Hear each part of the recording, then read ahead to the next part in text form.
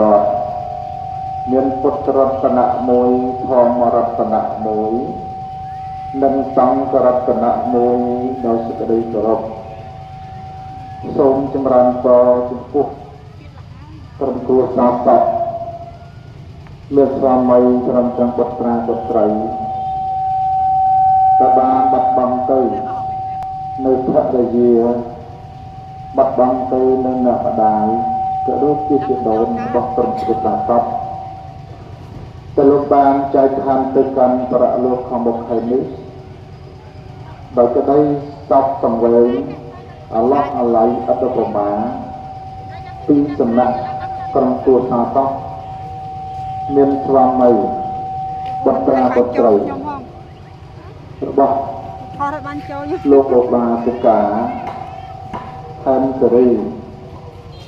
លោកស្រីជាភរិយាឬជាម្ដាយឬជាដូនរបស់ក្រុមគ្រួសារសពរបស់ដែលលោកបានចែកឋានទៅថ្មីនេះដូច្នេះនេះជាសេចក្តីទុក្ខដ៏ក្រៀមក្រំរបស់ក្រុមគ្រួសារសពដែលខំចំណាយពេលវេលាយ៉ាងច្រើនដើម្បីជាបាយភរិយាក៏ដូចជាម្ដាយរបស់ខ្លួនដើម្បីឲ្យរួចផុតអំពីសេចក្តីស្លាប់ក៏ប៉ុន្តែទោះជាខំរកគ្រប់បទយោបាយទាំងឡាយដើម្បីបញ្ជានៅសេចក្តីស្លាប់របស់ភរិយារបស់ម្ដាយរបស់ជាដូនយ៉ាងណាក្តី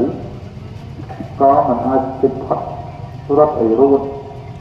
ពីសេចក្តីស្លាប់នោះបានឡើយពេលនេះគឺជាពេលមួយដែលក្រុមគ្រួសារសពជួបនៅសេចក្តីទុក្ខដ៏ធំធេងអត្តប្រមាណ